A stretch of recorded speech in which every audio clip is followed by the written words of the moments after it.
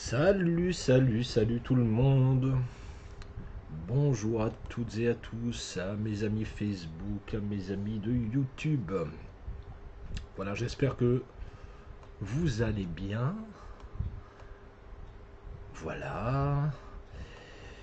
Alors, je remercie d'emblée les amis qui m'ont laissé des super messages ici pour hier, plutôt pour ma reprise sur les réseaux. Donc, bah voilà, très très. Bonjour Magda, mais décidément, mais il y a des gens qui sont hyper réactifs. Magdalena, elle réagit tout de suite, c'est bien. Euh, donc, oui, comme je disais, donc merci, j'ai reçu de très très chouettes commentaires hier, soit sur Facebook, soit aussi sur, bonjour Marinette, soit sur YouTube. Donc, merci de vos commentaires. Ça me fait plaisir de savoir que j'ai manqué à certaines personnes, voyez-vous. Voilà, on écrit, voilà, tu nous as manqué, donc c'est super, c'est très très bien. Euh, voilà, bonsoir Stéphanie, comment vas-tu? C'est la forme.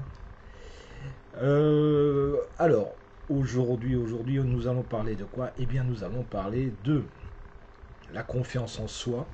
La confiance en soi. Hier, je parlais de la connaissance de soi. Hein, est-ce que c'est utile de se connaître soi-même? J'ai tordu le cou peut-être à certains clichés. Hein. Et puis aujourd'hui, je vais parler de la confiance en soi. Voilà, tout simplement. Et, et je vais peut-être encore attendre quelques secondes avant de commencer. Quoique non, je ne vais pas attendre. Je vais déjà me balader un peu sur la plateforme. Donc au niveau des agendas, comme ça je rappelle toujours les petits agendas. Le premier live a eu lieu hier et donc il s'agissait, comme vous le voyez, de la connaissance de soi et puis là, développer la confiance en soi. C'est aujourd'hui. Demain, je le rappellerai de toute façon en fin de live, demain, c'est les lois de la confiance en soi. Cette fois-ci, non plus sur Facebook, mais sur YouTube. Ah ben oui, hein, parce que là aussi, j'ai ma communauté YouTube qu'il faut satisfaire. Donc voilà. Donc je serai sur YouTube. Et par contre, pour après-demain, donc lundi, là, je serai de retour sur Facebook.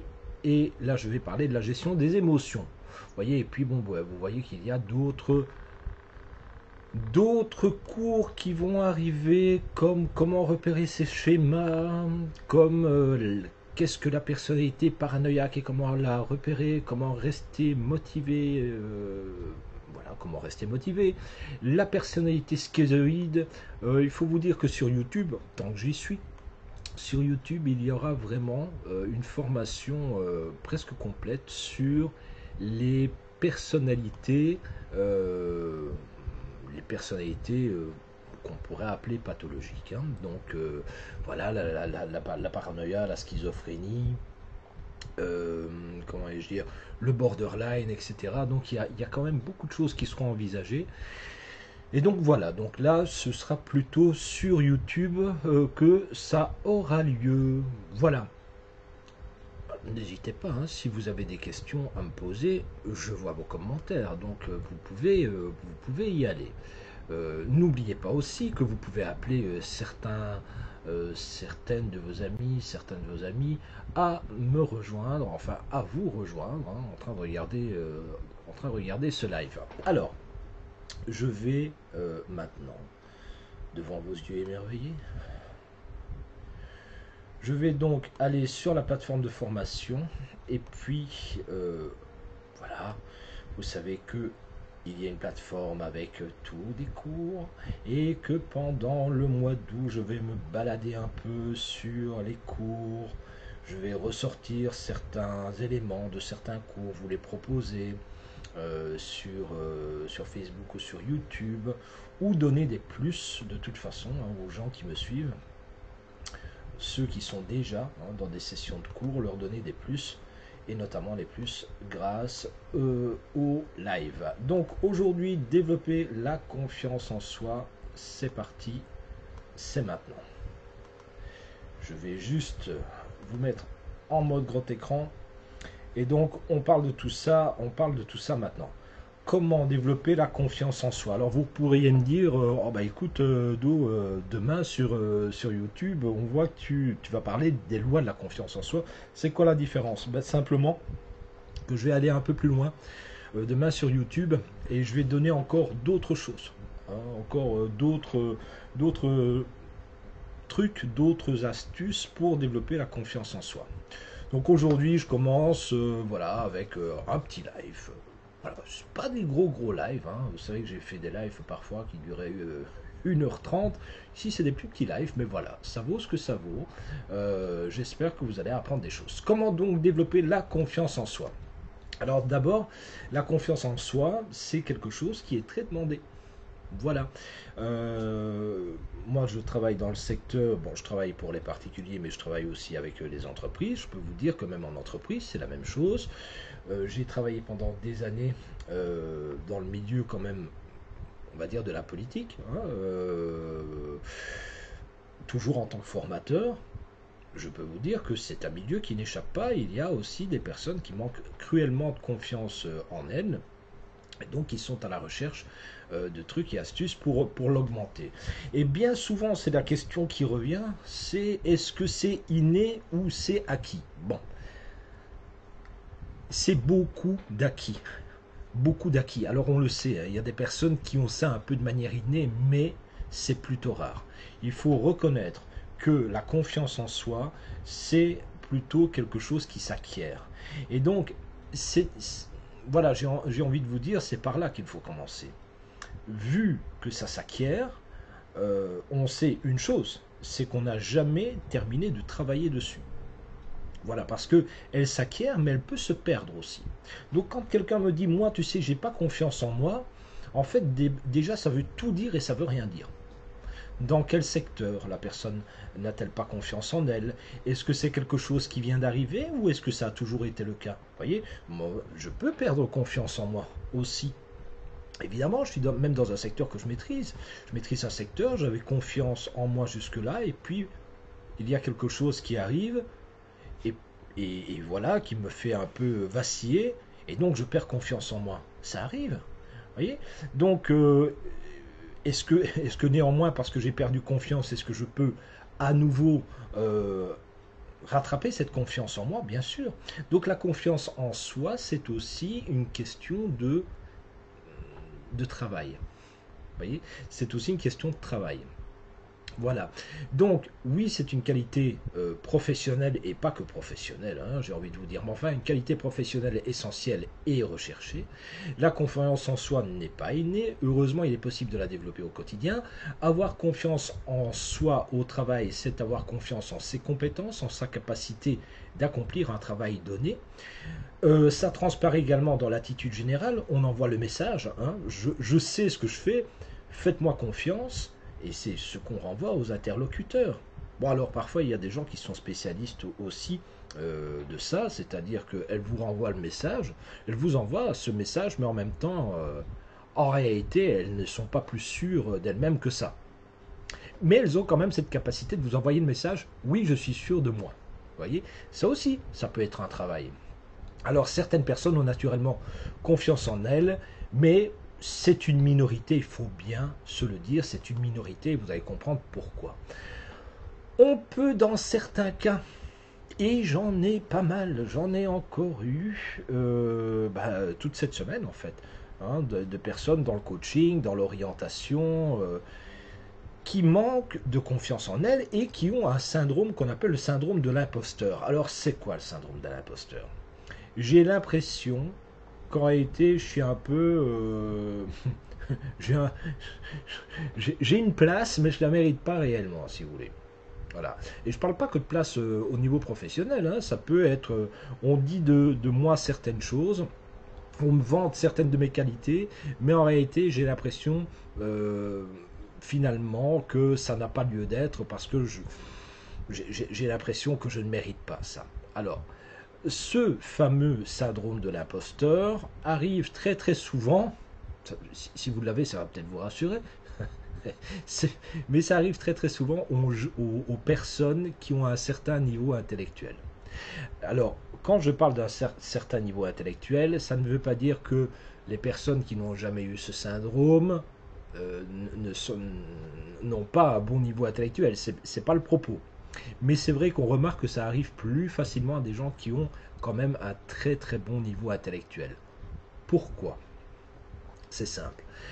Quand vous avez un bon niveau intellectuel, eh bien, en règle générale, vous vous dites, oh là là, tout ce qu'il y a à savoir. Vous êtes conscient aussi que on peut faire des erreurs, que vous ne saurez jamais tout.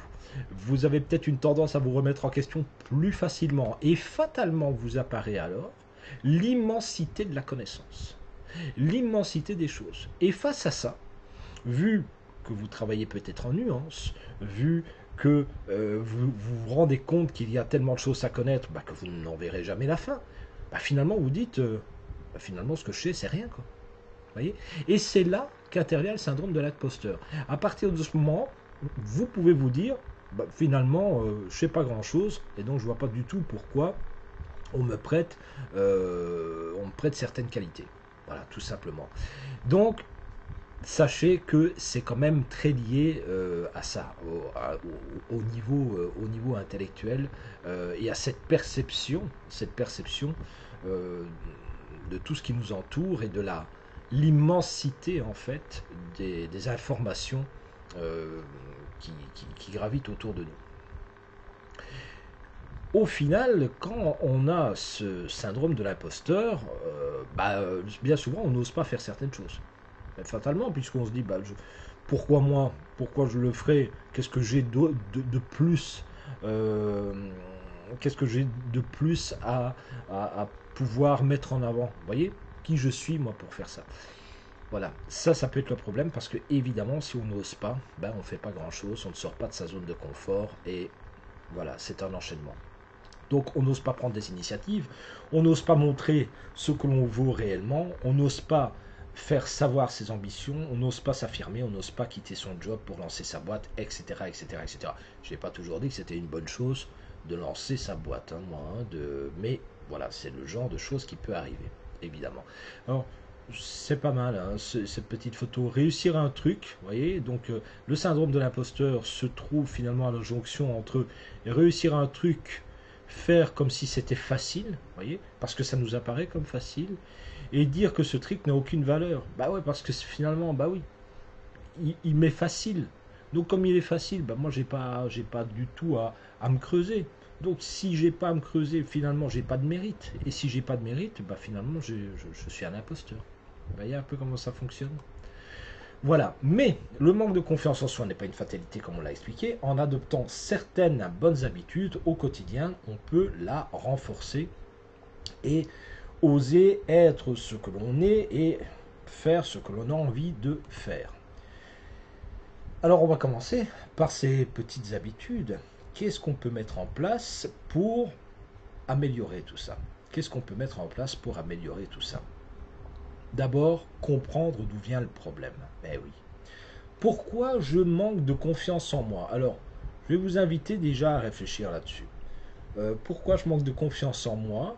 Et d'abord, je vous dirai où? Dans quel secteur? Dans quel secteur je manque de confiance en moi? C'est une des premières choses. Parce que si vous dites, je manque de confiance en moi, voilà, dans l'absolu, ça voudrait dire que dans toutes les strates de votre vie, vous manquez de confiance en vous. Il y a bien des strates où vous n'avez pas de problème. Mais par contre, il y en a certaines, peut-être, où vous avez un problème. Je donne un exemple. Je viens vous voir et je vous dis, moi je manque de confiance en moi. Ah bon? Et dans quel secteur? Écoutez, là j'ai été promu gestionnaire de projet et puis je manque de confiance parce que on me demande évidemment de prendre certaines responsabilités, mais ça c'est pas un souci, mais on me demande de manager des équipes, d'être un leader et de prendre la parole en public, ce qui me fait affreusement peur. Vous avez compris alors que la peur peut venir de la prise de parole en public. Est-ce que je peux travailler là-dessus? Oui, parce qu'il se peut que j'ai été promu à un poste où réellement, finalement, j'ai peut-être pas les armes, entre guillemets, on m'a pas donné les techniques pour que je puisse m'en sortir. Et puis, je vais faire une formation sur les techniques d'animation, de réunion, sur les techniques de prise de parole en public. Et là, cette fois-ci, j'acquiers des compétences et je retrouve la confiance en moi perdue. Ça peut être très simple. Donc, vous voyez, dans ce cas de figure, on peut se poser la question, mais dans quel secteur je manque de confiance en moi? D'où ça peut provenir? Est-ce que c'est un manque technique ou c'est autre chose? Je reprends la même histoire. Je vous dis maintenant, j'ai peur de prendre la parole en public. Oui, mais pourquoi? Ah ben, j'en sais rien, pourtant moi j'ai été suivre des formations, etc. Mais dès que je suis en public, ça y est, je commence à blêmir et j'ai peur. Il se peut que cette peur soit reliée à, par exemple, des frustrations étant jeune, des situations malheureuses que j'ai pu vivre, etc. et que mon cerveau a gardé en mémoire.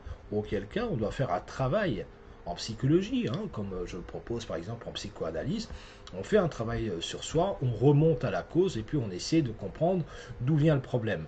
Ok, une fois que ça s'est débloqué, on peut alors revenir sur le devant de la scène et retrouver la confiance en soi. Donc, dans tous les cas de figure, ce qu'on doit se dire, c'est comprendre d'où vient le problème de confiance en soi.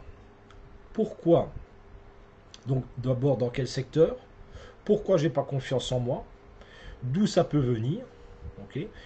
Voilà. Quand est-ce que j'ai perdu confiance en moi? On pourrait se poser la question. Etc., etc.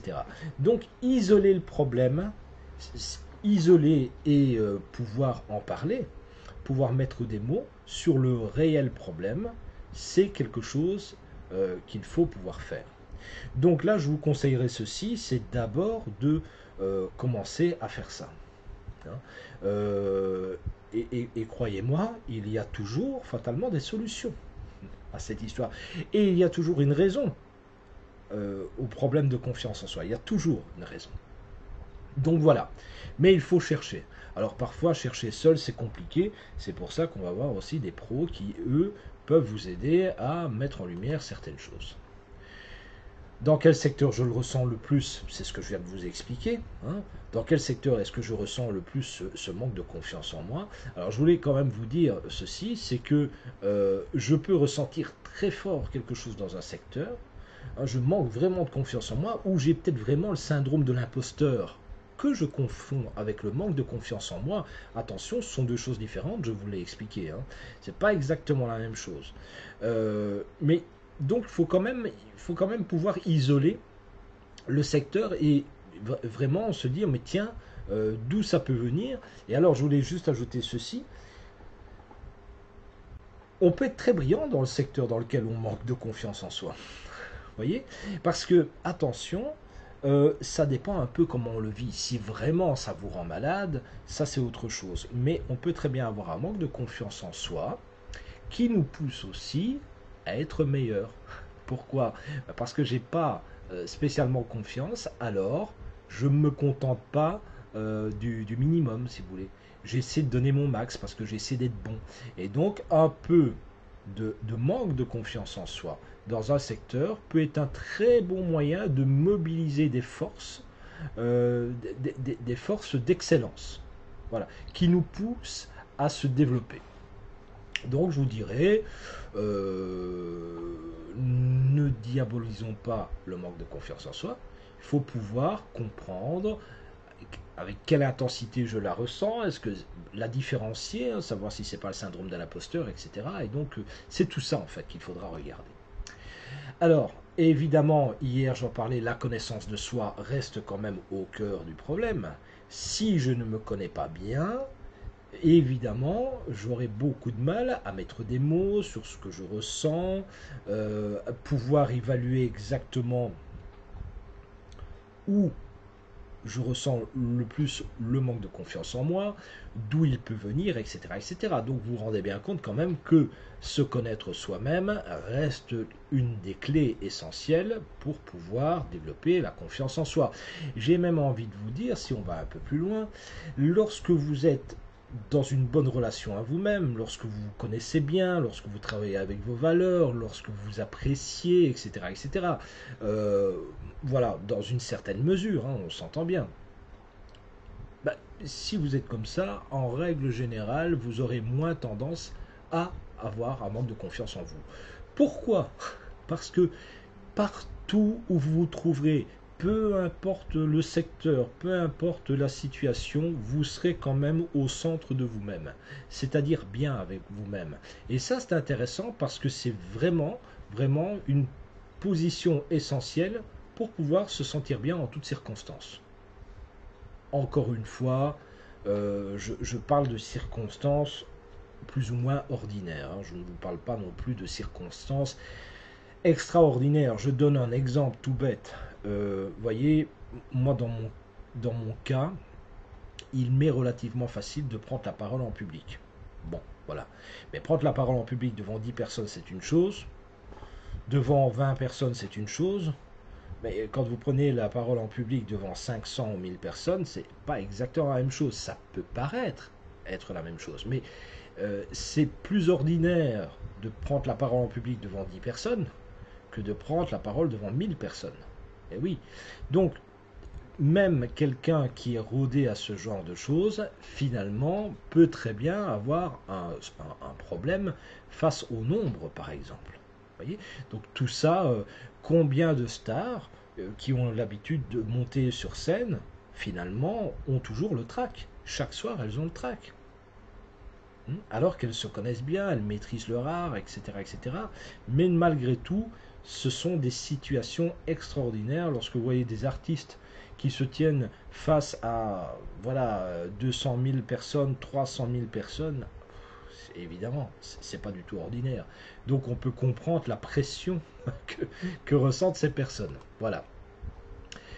S'accepter. S'accepter. Donc s'accepter et se pardonner. Alors, vous allez me dire, ouais, mais ça fait très presque biblique ce que tu es en train d'expliquer, mais pas du tout. En fait, c'est beaucoup plus simple. Accepter, s'accepter et se pardonner, c'est accepter que nous sommes des humains. Voilà. C'est accepter que nous sommes imparfaits. C'est accepter que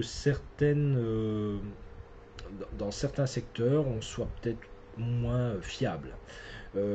C'est d'accepter de se tromper, etc., etc. En bref, accepter ses propres limites, accepter ses propres faiblesses euh, ne développe pas en fait le manque de confiance. Au contraire, on reconnaît, on sait se dire, ben là, c'est peut-être là où je suis moins fort ou moins prêt, et donc je peux essayer de faire quelque chose. C'est à partir du moment où on reconnaît. Bien souvent, j'ai connu pas mal de personnes qui manquaient cruellement de confiance en elles-mêmes parce qu'elles n'acceptaient pas certaines de leurs limites. Vous voyez, c'est très rassurant d'avoir des limites.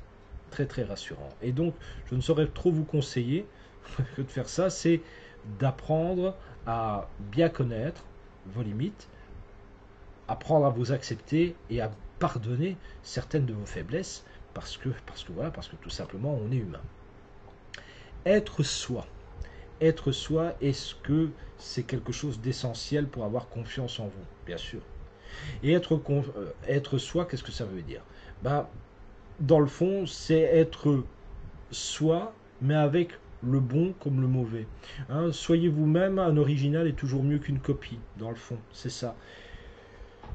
C'est cette idée, c'est je suis moi. À partir du moment où je dois jouer à être quelqu'un d'autre, ça risque d'être un problème.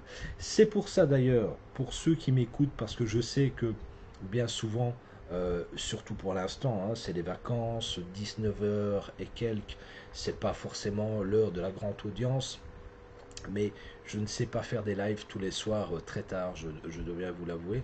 Je fais d'autres choses, donc c'est le moyen que j'ai trouvé. Quand même, 19 heures, c'est encore le compromis. Et je sais que pour l'instant, ben voilà, il y a beaucoup de gens qui voient les lives en différé, donc je profite de ça pour ceux qui m'écoutent et notamment pour ceux qui suivent des formations payées parfois par leurs employeurs pour devenir un meilleur vendeur. Vous voyez, par exemple.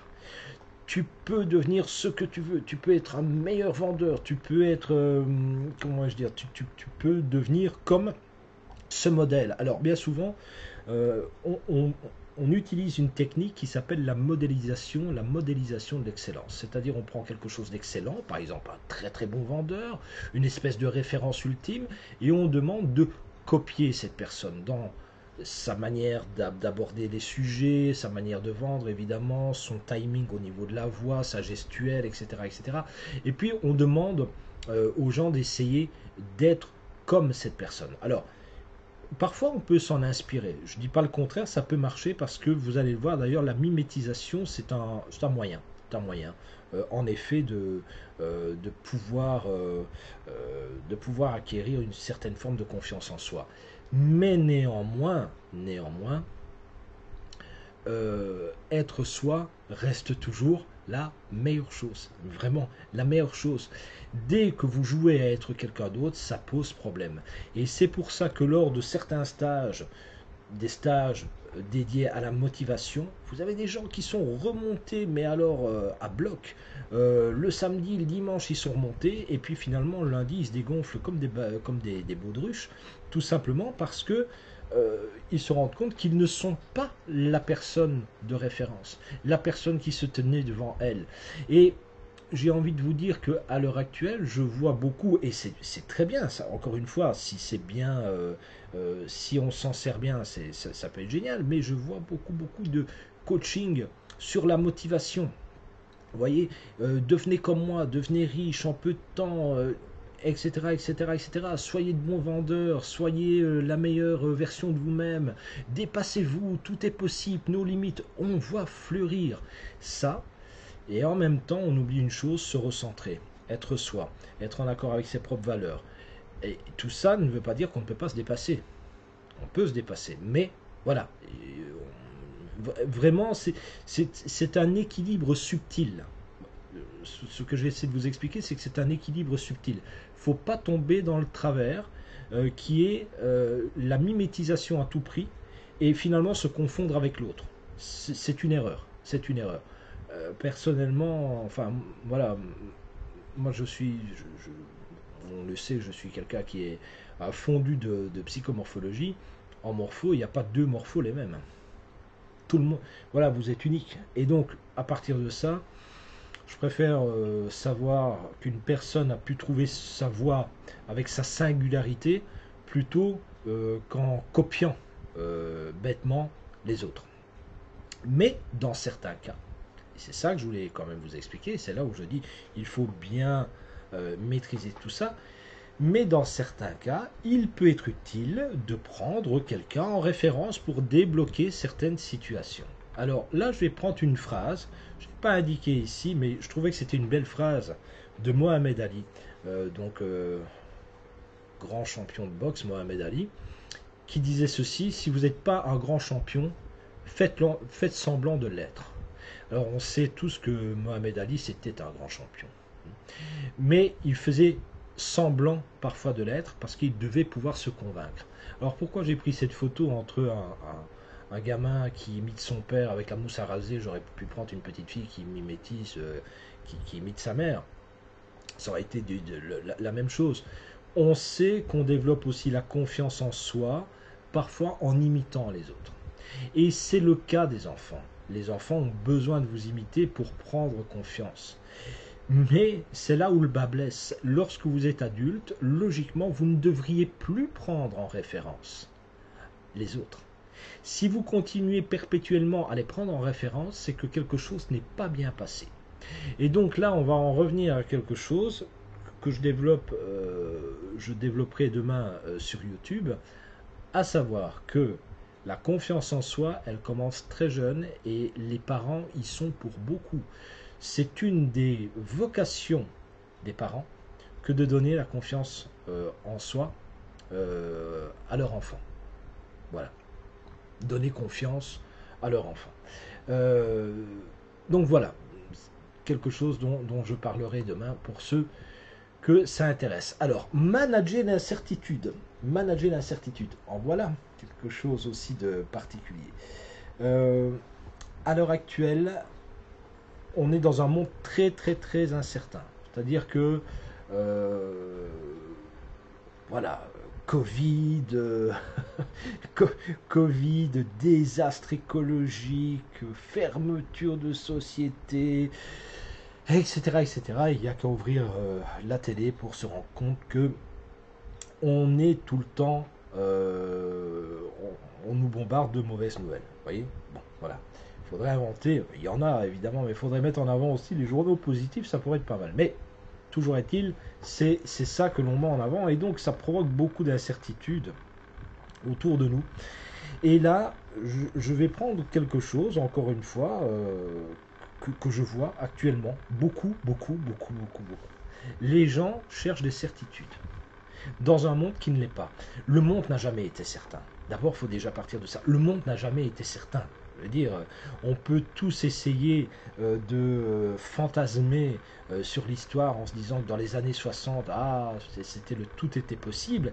Oui, le monde et tout était possible parce que voilà, on avait connu l'horreur avec 2 guerres successives, donc il fallait reconstruire beaucoup de choses. Mais néanmoins, ça ne voulait pas dire que le monde était certain. Le monde est incertain par nature. Il bouge sans cesse. Et parfois, certaines personnes ont besoin de se sécuriser dans ce monde qui bouge tout le temps. Et évidemment, plus on leur donne l'impression que le monde bouge très vite, ce qui n'est pas faux, hein. Ici, on observe quand même des mutations qu'on n'avait jamais vues auparavant. L'informatique y est pour beaucoup, en réalité. Mais cette espèce de mutation extrêmement rapide fait que ça fait flipper beaucoup de gens, évidemment. Et donc, beaucoup me disent, mais vers quoi il faut aller? Qu'est-ce que je dois faire exactement? Quels sont les métiers d'avenir? Quels sont les métiers d'avenir? Vous voyez, tout ça, les personnes, évidemment, essaient de se raccrocher à quelque chose. Et donc, développer le management de l'incertitude va devenir, dans les années, et déjà maintenant, va devenir quelque chose d'extrêmement important. Parce que nous allons vers un monde qui n'a jamais été certain, c'est vrai, mais qui bouge encore beaucoup plus rapidement, où il faudra s'adapter énormément. Donc là, il y a tout un challenge, et l'idée, évidemment, du management de l'incertitude, c'est de se dire que d'abord, rien n'est certain, et qu'on peut voir dans les embûches, entre guillemets, des nouvelles possibilités. Donc c'est une façon de raisonner. Et nous devons redévelopper cette façon de développer, de raisonner, pardon.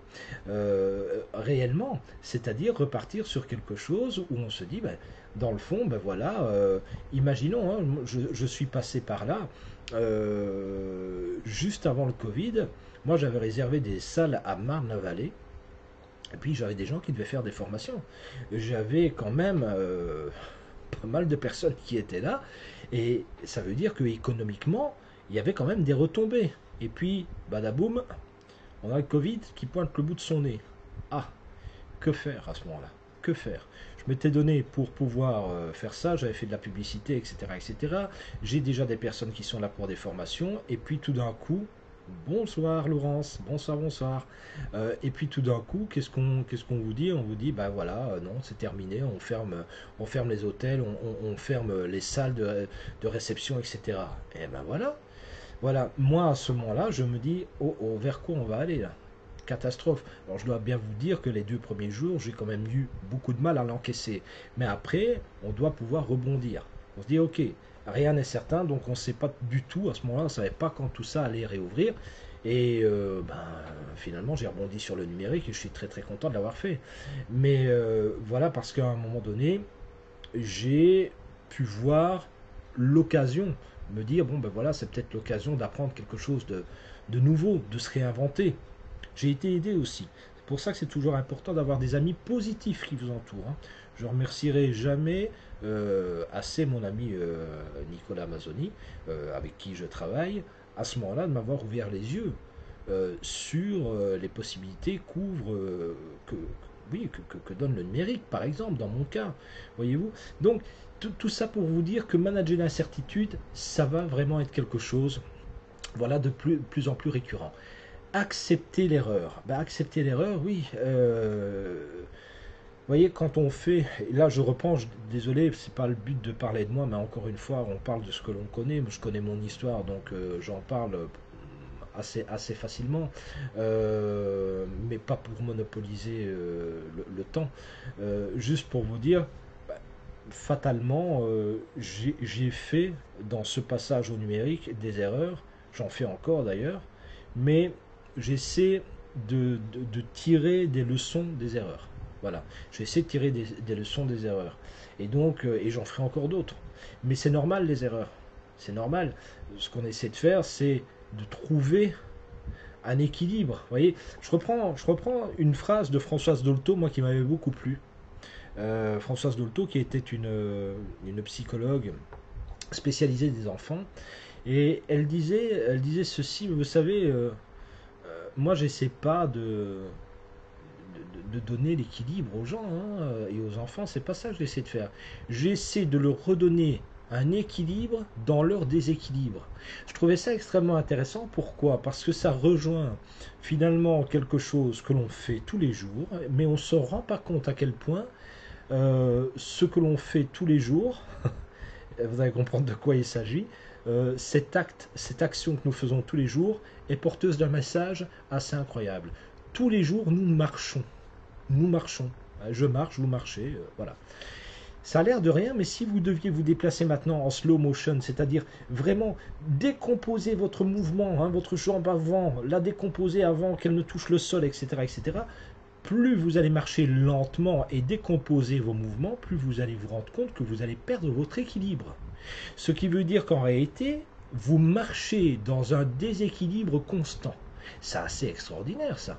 À chaque fois que vous mettez un pied l'un devant l'autre, c'est une forme de déséquilibre constant dans lequel vous avez réussi à trouver votre équilibre.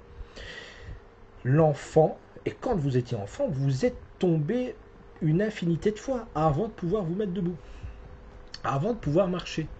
Et à ce moment-là, c'était tout à fait normal pour vous. Vous ne posiez pas la question, ah tiens, j'y suis pas arrivé, c'est une erreur, je dois me condamner. Non, c'était quelque chose de normal. Et puis, vous essayez, vous essayez, vous essayez, et finalement, vous finissez par trouver votre équilibre dans votre déséquilibre. C'est exactement la même chose ici. C'est d'accepter les erreurs et de se dire, ok, voilà, j'ai essayé d'évoluer maintenant dans le numérique, de plus en plus, je vais commettre encore beaucoup d'erreurs. Mais je les accepte. Mais j'accepte aussi autre chose. J'accepte les erreurs. J'accepte aussi de faire ce qu'il faut pour y remédier. Ça, c'est important. Donc voilà. Accepter la peur. Ben oui. Accepter d'avoir peur, là aussi. Bon, alors là, je vais peut-être parler à certains garçons parfois qui m'écoutent. Bon, chez les garçons, il y a encore parfois cette mentalité de on ne doit pas avoir peur parce qu'on a un homme. C'est une couillonnade. Les hommes, les femmes, peu importe, c'est normal d'avoir peur. C'est normal d'avoir peur. C'est normal lorsqu'on ne connaît pas quelque chose d'avoir peur. C'est normal lorsqu'on se met dans une situation qu'on maîtrise moins. C'est normal d'avoir peur. Connaître la peur, c'est montrer que vous êtes relativement sain d'esprit. Relativement sain d'esprit et saine d'esprit. C'est tout à fait normal. Quelqu'un qui ne connaît pas la peur, désolé de vous le dire, mais c'est qu'il y a un problème. C'est logique d'avoir peur. Alors, je prends une histoire, mais qui m'avait frappé. Je connaissais un gars qui était devenu gérant d'un grand magasin. Et en discutant avec lui, je lui dis, mais tiens, qu'est-ce que tu faisais avant? Et puis, il m'explique qu'il était démineur. C'était un démineur. Voilà. Mais c'était un chef là-dedans. Donc, il avait une équipe composée d'une quinzaine de personnes. Et son job à lui, c'était ça. Et je lui dis, mais qu'est-ce qui t'a fait arrêter? Il dit, c'est simple. Un jour, je me suis réveillé. J'ai été sur un terrain pour déminer. Et je me suis rendu compte que je n'avais plus peur. Et donc, j'ai arrêté. Et je lui dis, mais pourquoi t'as arrêté? Mais il me dit, parce que c'est grâce à la peur que je suis en vie. Parce que la peur créait la prudence nécessaire pour pouvoir déminer. C'est intéressant. Pourquoi? Parce que l'action de déminer se faisait. La peur ne le bloquait pas. Mais cette peur, il l'avait transformée, c'était devenu de la vigilance. Et c'est ça qui est quand même assez intéressant. D'ailleurs, m'a-t-il expliqué qu'il a bien fait, parce que 15 jours après, donc lui, il s'est arrêté. 15 jours après, la moitié de son équipe a sauté sur des mines. Pourquoi? Parce que beaucoup de personnes avaient commencé avec lui et eux-mêmes ne ressentaient plus la peur. Donc, voilà quelque chose d'intéressant, c'est de se dire finalement notre peur, ça peut être une bénédiction. Euh, voilà, maintenant, elle ne doit pas nous bloquer, mais on peut la transformer en vigilance. Voyez. Donc c'est vraiment ça, ne pas être bloqué par sa peur, mais la transformer en vigilance. Alors qu'est-ce qu'il nous faut d'autre pour avoir confiance en nous? Évoluer dans un milieu d'élection, c'est-à-dire un milieu qui vous convienne à 80%, et dans un milieu de correction à 20%. Bah, si vous pouvez faire du 100%, c'est bien. Mais si vous avez déjà du 80%, c'est-à-dire que vous êtes dans un milieu qui vous convienne bien. Je donne un exemple. Imaginons que vous ayez en vous la notion de l'harmonie, que vous aimiez le beau, que vous aimiez la notion d'élégance. Hein, l'élégance, jamais de trop, voyez. Que vous aimiez le raffinement intellectuel, que voilà, que vous avez cette capacité à vous fondre dans un milieu, je dirais, soit d'artistes ou de personnes qui ont de grandes responsabilités, voilà, on va parler, excusez-moi le terme, ce n'est pas moi d'ailleurs qui l'ai donné, ce terme, ce qu'on appelle l'intelligentsia. Alors on peut en penser ce qu'on veut de l'intelligentsia, hein, mais l'idée c'est que si vous êtes vraiment comme ça, si c'est le milieu qui vous plaît, eh bien il faut évoluer dans ce milieu. N'allez pas évoluer dans un milieu qui est un milieu complètement inverse, c'est-à-dire un milieu qui est brutal, un milieu où il n'y a pas de culture, un milieu où il n'y a pas d'harmonie, un milieu où il n'y a pas vraiment de brillance intellectuelle, un milieu où vous n'apprenez pas grand-chose. De grâce, si vous êtes fait pour ça, rejoignez ce milieu, parce que fatalement, si vous êtes dans un milieu qui ne vous correspond pas, ben, qu'est-ce qui va se passer? Vous n'aurez pas confiance en vous, fatalement, vous n'êtes pas dans le bon milieu.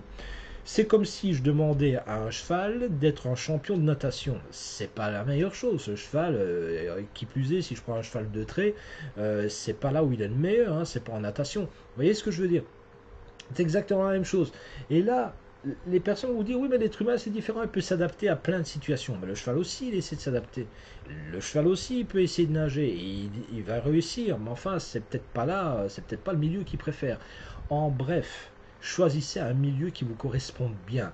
Et le milieu de correction, c'est un milieu dans lequel finalement vous vous améliorez parce que c'est un milieu qui vous apporte certaines choses. C'est pas un milieu naturel.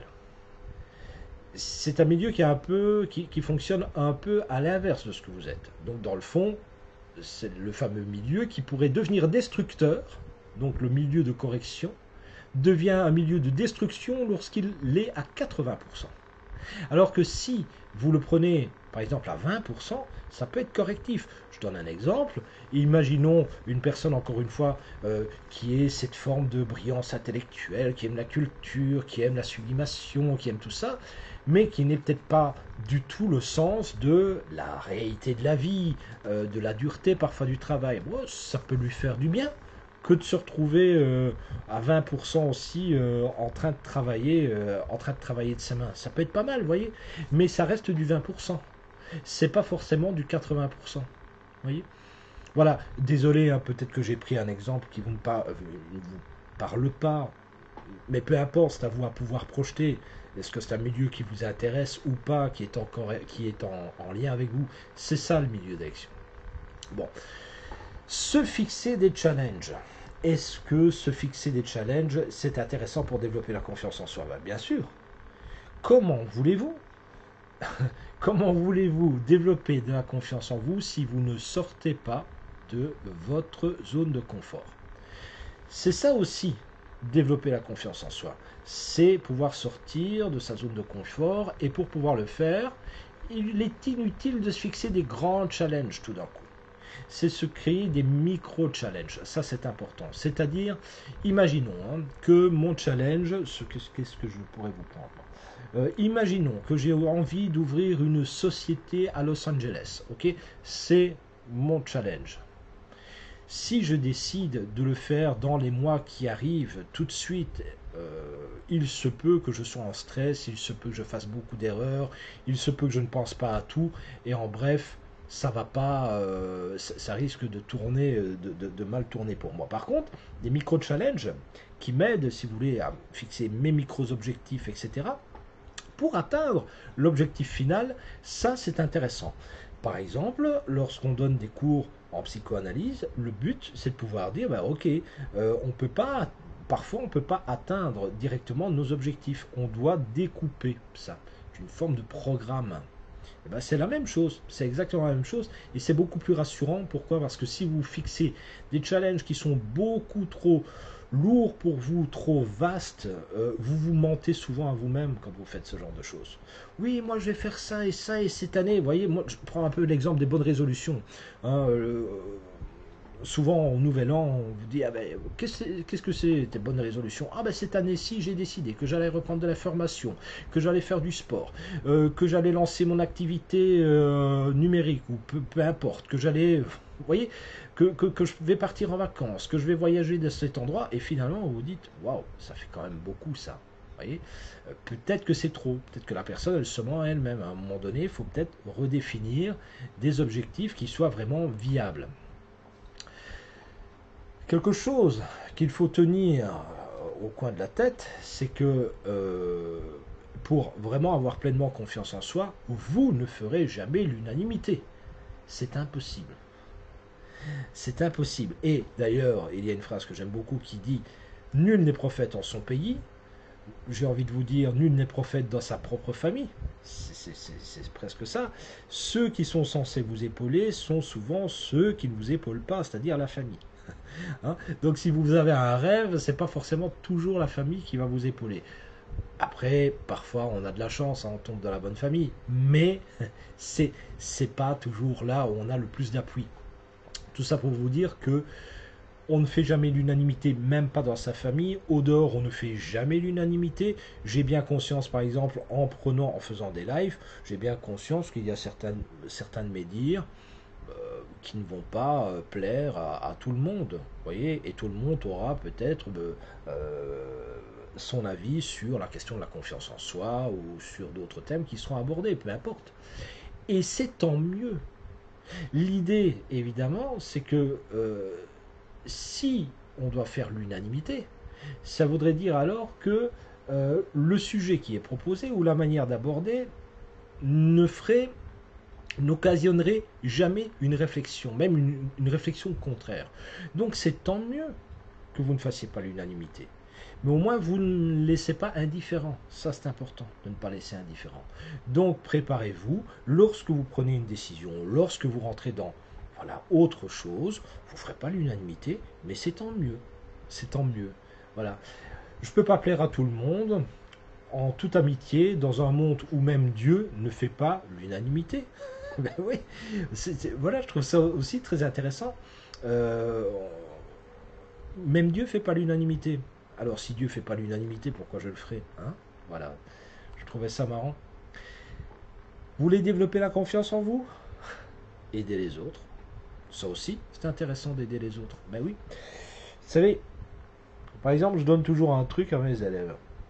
La plupart me disent, oh là là, d'abord, faut que j'étudie bien, et puis par la suite, peut-être qu'un jour, je ferai du coaching, et peut-être qu'après, je me lancerai dans la formation. C'est une erreur. C'est d'emblée, on apprend quelque chose. Alors, je ne vous dis pas de vous faire payer pour ça, mais quand on apprend quelque chose, le meilleur moyen d'ancrer ce que vous connaissez, c'est tout de suite de le redistribuer à quelqu'un. Voilà, de lui enseigner. L'enseignement est un très bon moyen. Bon, là, j'ai parlé donc d'une forme d'aide par la formation. On peut aider les autres. Aider les autres reste important. Alors, j'ai une transparence totale de tout ce que je fais. Ceux qui vont sur mon site savent très bien que, ou de toute façon sur mes réseaux, savent très bien que je fais partie du Rotary International, je ne m'en cache pas. Bien au contraire, moi j'en suis très fier. Et donc ici j'ai pris juste une bannière du Rotary, mais sachez que évidemment pas besoin de faire partie du Rotary pour aider les autres, ça c'est une première chose, et qu'il y a d'autres comment dire, d'autres organisations qui aident les autres, peu importe. Ici, je reprends l'axe de pouvoir se rassembler, pouvoir aider les autres, pouvoir nous dépasser pour les autres, c'est un très bon moyen aussi de gagner en confiance en soi, évidemment. Parce qu'il faut savoir que votre cerveau, d'ailleurs, en aidant les autres, crée des flots de sérotonine, de dopamine, vous êtes fier de vous, vous recréez de la fierté. Et ça, c'est important d'être fier de ce que l'on est, d'être fier de ce que l'on a fait. Et donc, voilà, c'est un moyen comme un autre de pouvoir aussi vous développer en aidant les autres, soit à se développer ou en les sortant d'une mauvaise posture de toute façon, ou en les guidant vers des gens qui peuvent les aider. Voilà les amis. Alors, pour conclure, parce qu'il y a bien d'autres lois, demain je continue sur YouTube ces fameuses lois, parce qu'il y en a beaucoup en fait, pour avoir confiance en soi. Je vais en approfondir certaines. Donc voilà, je redonne, donc je réexplique, le 26 juillet, donc lundi, je serai à nouveau sur Facebook pour la gestion des émotions. Très important, la gestion des émotions. Très très important. Qu'est-ce qui se cache derrière des émotions, etc. Voilà, c'est plutôt intéressant à savoir. Mais demain d'emblée, 19 h, je suis là sur YouTube. Donc là, les lois de la confiance en soi, et on continue à développer ça. Pour ceux qui sont élèves chez moi, ça vient se greffer sur tout ce que vous connaissez, toutes les techniques que vous apprenez, notamment en psychoanalyse. Pour ceux qui ne sont pas élèves, eh bien c'est pas grave, vous prenez directement ce que vous avez à apprendre et puis vous testez, voyez, vous commencez à développer, à tester des petites choses comme ça, des petits trucs pour vous aider à avoir confiance en vous. Et je vous propose ceci, c'est que si vous testez certaines choses, par exemple sortir de votre zone de confort, essayer de comprendre ce que vous avez ressenti, etc., et que vous voulez en faire part, vous voulez expliquer ce que vous avez ressenti, ce que ça a pu créer chez vous, ben vous n'hésitez pas, vous pouvez envoyer des messages sur la chaîne YouTube ou sur Facebook et partager tout ça directement sur ces plateformes. Voilà les amis, je vous remercie de votre attention. Où que vous soyez, prenez soin de vous. Voilà. Je sais, puisque je sais que certaines là qui me suivent sont en vacances, sont à l'étranger, donc merci de vous être connectés quand même. De l'étranger, c'est très bien. Alors de l'étranger, en fait ça ne veut plus rien dire, c'est de l'étranger par rapport à moi qui suis basé en Belgique. Je sais que certaines personnes sont belges et là se trouvent en Espagne ou ailleurs ou en France. Voilà, mais de toute façon, le bon côté c'est maintenant avec le net. Finalement ça abolit les frontières et on fait tous partie du même monde et on peut se connecter, donc c'est plutôt chouette de découvrir que voilà, qu'il n'y a plus de problème de distance. Voilà. On m'envoie un petit message, je descends tout de suite. Très bonne soirée Magdalena, passez une bonne soirée, rendez-vous peut-être à demain. Salut Laurence. Bonne soirée en Bourgogne, que tout aille bien. Voilà, salut à tous, ciao.